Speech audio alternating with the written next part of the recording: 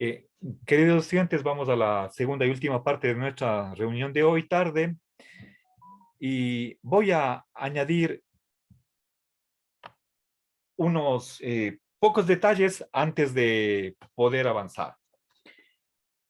Entonces, hemos visto que mediante la introducción de 4 tipos de símbolos, podemos nosotros realizar el análisis de los componentes de una oración que podemos llamarla de tipo atributivo o de una predicación, la cual consiste en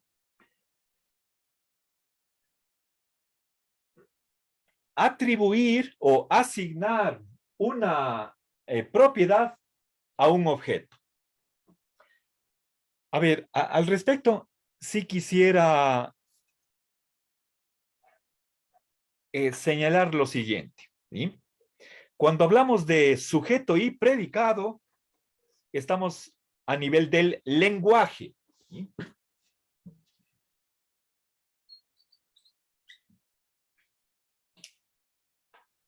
Es decir, normalmente esa es la costumbre, que este par de palabras, sujeto y predicado, pertenecen, puede ser a la gramática o pertenecen a la lógica, pero en cualquier caso, si es que estamos, por ejemplo, hablando de gramática, estamos hablando del español. Y en el caso de símbolos, como aquí, P es B, B es M, esos son símbolos que nosotros hemos introducido. El, el primero para un predicado, el segundo para un sujeto. ¿Sí? Eso es cuestión de lenguaje. Ahora, ¿qué pasa en la realidad? ¿Sí? Por una parte tenemos un objeto, ¿sí? Voy a simbolizarle por la O, esa es mi manera, o podría poner of, y la O, la B y la J como abreviación de objeto, y nuevamente la P para hablar de una propiedad. ¿Sí? A ver, entonces, un objeto es un individuo particular, ¿sí? Y la propiedad es una cualidad. Y podría ser, por ejemplo, el ser hombre, ser filósofo, ser griego, eh, ser corrupto, etcétera. A ver, pero esto sucede a nivel de la realidad. O si quieren, es algo ontológico. ¿Sí? Bien, obviamente, en la lógica, como un tipo especial de un lenguaje, supuestamente es un lenguaje ideal, ideal en el sentido de tendiendo a ser perfecto, donde no haya ambigüedades, no haya lugar para que una expresión sea entendida de dos maneras diferentes, que tenga por lo tanto, un significado exacto, preciso, claro, que no siempre lo conseguimos en español, puesto que muchísimas veces el, ni siquiera dos hablantes del mismo idioma eh, logramos comprendernos. Y por más que utilicemos las mismas palabras, lo que quiere decir el uno es una cosa y el otro lo entiende de otra manera. Bueno, eso sucede en el lenguaje ordinario, en el español en nuestro caso, pero debería ser imposible en un lenguaje simbólico como es el de la lógica. Y entonces nos manejamos a dos niveles. Pero la lógica está en el primer nivel. Simplemente es manipulación de signos o símbolos, pero a esos símbolos en la realidad corresponde un objeto particular, un individuo, y por otra parte una propiedad, un universal. ¿Sí? Bien, ahora el predicado, el el predicado lógico va a incluir el verbo. ¿Sí?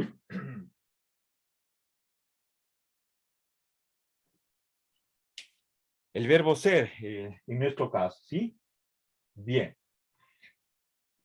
Ahora, ¿qué más? Cuando hablábamos de que el pizarrón es blanco o Vivaldi es músico, estas son proposiciones singulares. ¿Sí? Una oración singular.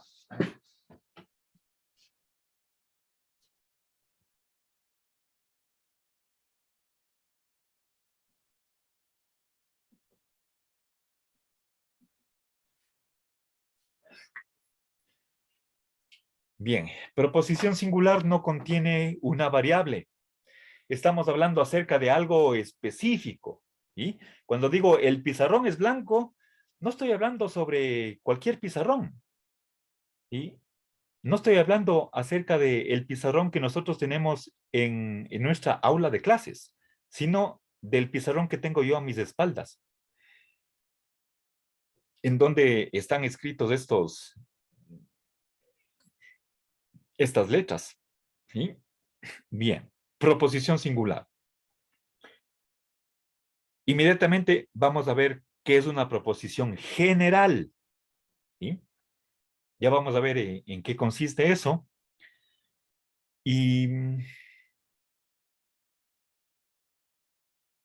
bueno, les decía para terminar este breve repaso, las proposiciones singulares son o verdaderas o falsas, pero una función proposicional no es ni verdadera ni falsa. ¿Sí?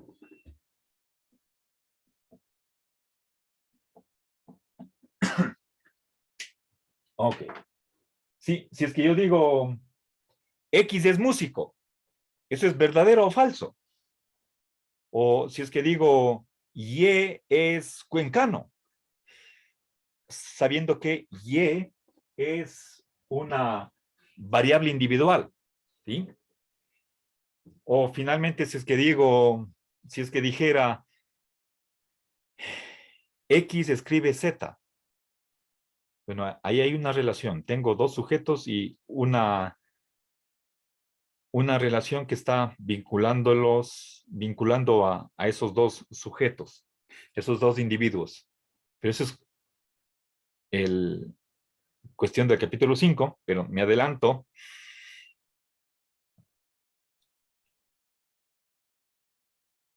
Si es que hay variables, estoy diciendo X escribe Z, tengo ahí una constante, la de escribir, pero no sabemos quién escribe y escribe qué. Ahí tengo dos variables, X y Z, o Y Z. Eso no es una oración, es una función proposicional. Y por lo tanto, si yo les preguntara a ustedes qué valor tiene esa función proposicional, que Y escribe Z, la respuesta es no es ni verdadero ni falso. ¿Sí? Bien, eso ya estaba dicho, solamente quiero que quede constancia escrita en el pizarrón para que ustedes cuando hagan un repaso recuerden eso. ¿Alguna pregunta hasta aquí, chicos? ¿No? Bien, entonces ahora sí voy a... Bien, queridos estudiantes, luego de este brevísimo repaso de la hora anterior, vamos a avanzar con nueva materia. Y ahora quisiera explicarles cómo la lógica simbólica o lógica matemática hace el tratamiento de lo que tradicionalmente se conoce como el famoso cuadrado de oposición, que nos viene desde la antigüedad, especialmente con Aristóteles y sobre todo su lógica silogística. ¿Sí? Tal vez parte de esto ustedes ya lo han visto en el colegio, no estoy seguro, en la materia de filosofía, obviamente, o quizás en matemáticas, no estoy seguro. ¿Sí?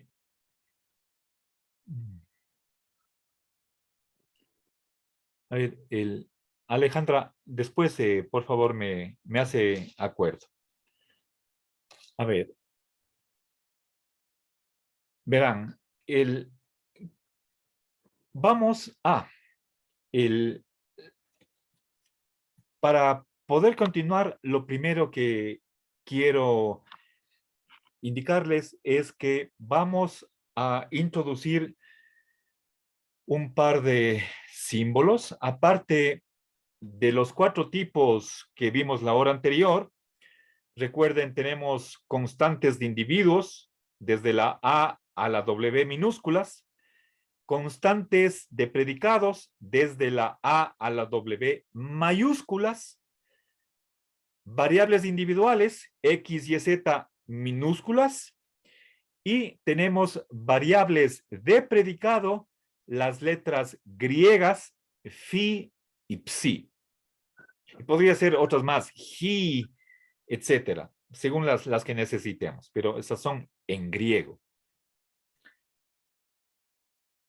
Ahora, aparte de esta nueva notación que introduje la hora pasada, voy a introducir 2 símbolos más y que son la A mayúscula, pero virada hacia arriba y patas para arriba.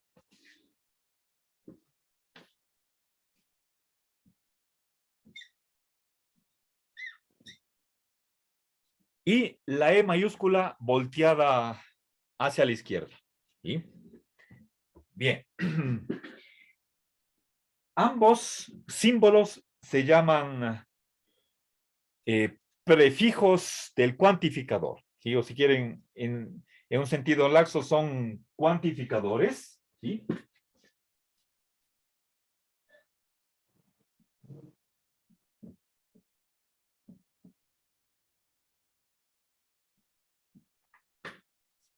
El primero se le conoce con el nombre de cuantificador universal y el segundo es el cuantificador existencial.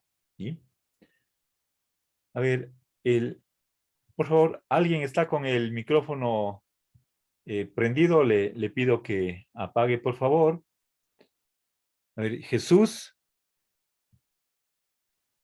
A ver. Cuantificador existencial. ¿Por qué se llaman cuantificadores? Porque expresan cantidad. Es decir, si nosotros pensáramos en grupos de individuos o en clases, por ejemplo, el conjunto de todos los animales o el conjunto de todos los perros, el conjunto de todas las cosas, ¿sí? Podríamos o bien estar hablando de todo ese conjunto y para eso utilizamos el primer símbolo, ¿sí? Cuya lectura es todo, pero si quieren ustedes cada uno, ¿sí? Mientras que la E virada es E mayúscula, la primera es A, bueno, es la A mayúscula, pero patas para arriba, ¿sí? Esta es la E virada hacia la izquierda, se lee por lo menos uno, o si quieren ustedes, alguno, ¿sí?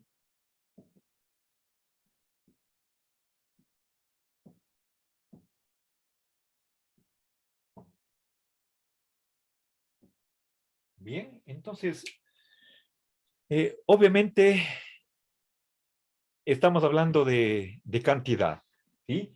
Cuando hablamos de todo, eso hay que tomarlo al pie de la letra. No significa el 96%, el 99%, la mayoría. Es el 100%, todos, sin excepción, en absoluto. No puede ser que sea todos menos uno. Eso no puede, no es como. Hay que tomarlo literalmente. Todo es todo. Mientras que perdón, el existe, a ver, también Otra lectura que tiene la E virada hacia la izquierda es existe. ¿Sí? Existe algo. ¿Sí? Entonces, acá estamos diciendo que hay por lo menos uno, aquí tomado uno en el sentido numérico. ¿Sí? Pueden ser dos, pueden ser tres, pero lo que está excluyendo es que no haya nada, el cero. Entonces, esta es una primera lectura del cuantificador existencial, por lo menos uno, ¿sí? Uno cualquiera, indefinido, alguno, alguna entidad, ¿sí? Algo, ¿sí? Y eso tenemos que tomarlo en el sentido existencial, ¿sí? Que por lo tanto está en la realidad, es una entidad, ¿sí? Que está en el mundo.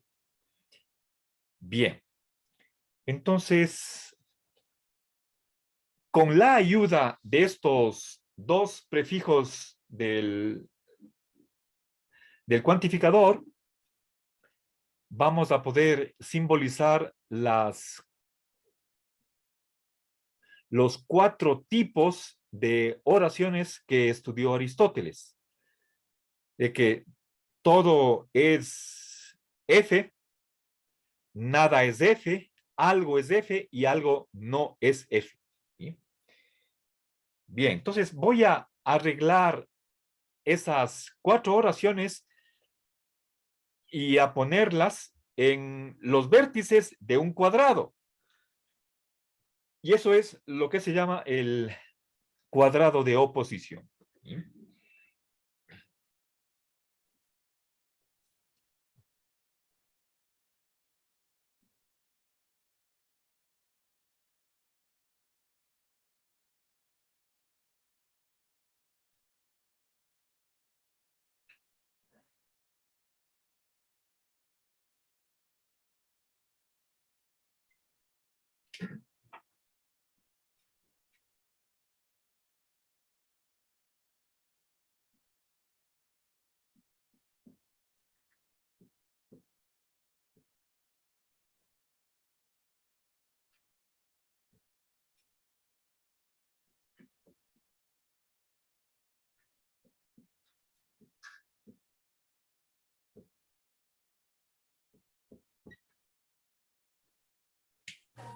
Bien. A ver, denme un... A ver, el escrito aquí las eh, cuatro oraciones que están clasificadas de acuerdo a dos criterios. ¿Sí? He puesto arriba las que se llaman universales, las que se refieren a la totalidad de una determinada clase o conjunto. ¿Sí? Eh, por una parte puedo afirmar que todo tiene esa propiedad F. A ver si quieren, discúlpenme, voy a poner la phi griega.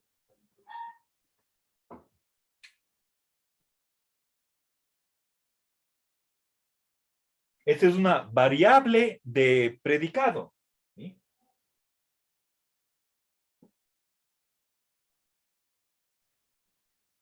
Bien. En cambio, a mano derecha, en la parte superior, tengo una universal negativa. Nada es F. O dicho en otras palabras, todo es no F.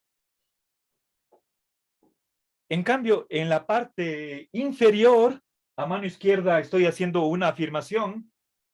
Algo es F. ¿Sí? Y finalmente, esta es la afirmativa y acá estoy negando. Algo, por lo menos una entidad, no es, perdón, en vez de F es phi. Esta letra es la phi griega, con la que se escribe filosofía en griego. ¿Sí? Bien. Ahora, ustedes ven que en las esquinas del cuadrado he puesto las letras A, E, I, O, con color azul. Bien, esas son las letras que se utiliza tradicionalmente pero tienen un significado, ¿sí? Les decía que hay dos criterios que se utiliza para clasificar estas 4 oraciones. En primer lugar, hablemos de cantidad, ¿sí? Arriba están las universales y abajo las particulares, ¿sí?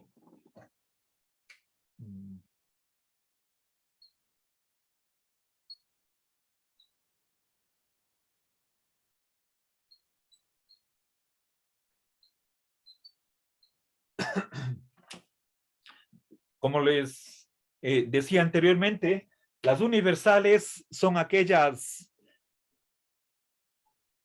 oraciones o funciones proposicionales que se refieren a la totalidad de los miembros de un conjunto, ¿sí? Y las particulares solamente se están refiriendo a algunas entidades, a algunos miembros o elementos del conjunto, no a todos, sino solamente a parte de ellos. Por eso se llama particular, ¿sí? Bien, esto es lo que se llama cantidad. Y está, entonces, ahí están la A y la E, ambas son universales, y la E, la I y la O son ambas particulares. Ahora, por otra parte, hablemos de lo que tradicionalmente se llama cualidad o calidad. A mano izquierda tenemos oraciones afirmativas. Y todo es A, algo es A. Algo es fi, todo es fi. El verbo ser no está precedido de la negación. ¿Sí?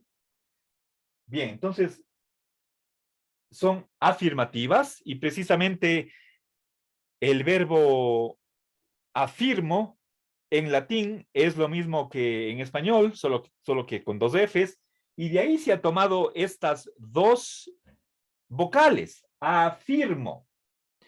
Mientras que a mano derecha tengo las oraciones negativas. Nada es fi, eso equivale a todo no es fi. Bien. Aquí aparece la negación delante de la cópula y aquí está explícita en la particular. Por lo menos un elemento no es fi.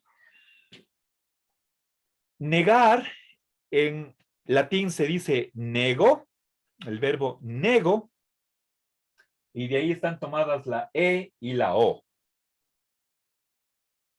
Entonces, al combinar cantidad y cualidad, nos resultan 4 oraciones. ¿Sí? La A es universal afirmativa, la E es universal negativa, y fíjense, aquí está la negación, ¿sí?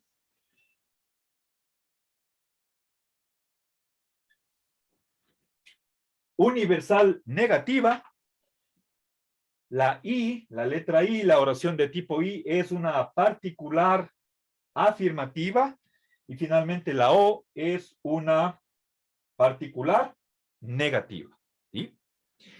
Bien, ya vamos a ver en qué relación están, en qué relación lógica y sobre todo semántica, que tiene que ver con los valores de verdad, cada una de estas 4 oraciones. Todo esto está en el texto que les pedí la hora anterior que ustedes lean y subrayen con la técnica del subrayado multicolor. Bien, ahora no sé si tienen tal vez alguna pregunta, alguna duda. A ver, voy a poner, así como puse arriba universales, abajo particulares. Entonces voy a poner aquí, estas son afirmativas. ¿Sí?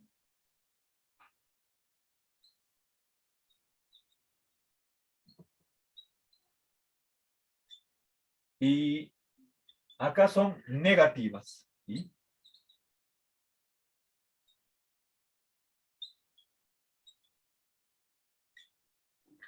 Bien. Está la negación tanto en la E como en la O. ¿Alguna pregunta hasta aquí? ¿no? Bien, ahora, si es que voy a reconstruir nuevamente este cuadrado de oposición, lo voy a escribir acá a mano izquierda, igualmente las proposiciones A, E y O, pero tomando en cuenta que lo que nos interesa son el análisis de una oración de tipo predicativo. Es una predicación o atribución. Bien, entonces tenemos S es P en los 4 casos, ¿sí? Pero vamos variando la cantidad, puede ser todos, puede ser algunos, y variamos la cualidad o calidad, y por lo tanto resulta que es o no es. Y de ahí nos sale el producto de 4 oraciones.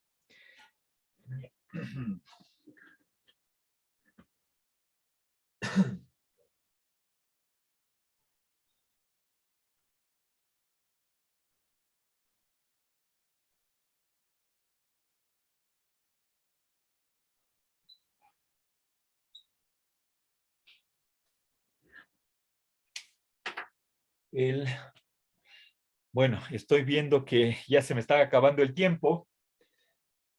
La oración A es todo S es P.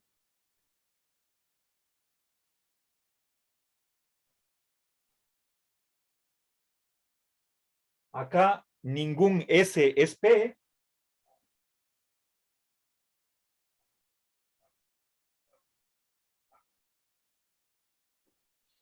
La I es algún S es P. Si algún objeto tiene una propiedad, la propiedad P. ¿Sí?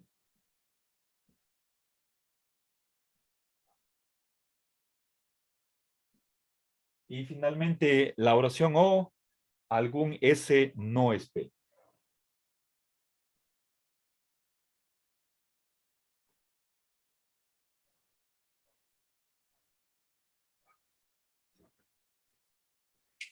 Bien, ¿cómo se simboliza esto? Permítanme en un minuto ponerles la simbolización según la lógica matemática, que es la que estamos estudiando. ¿Sí?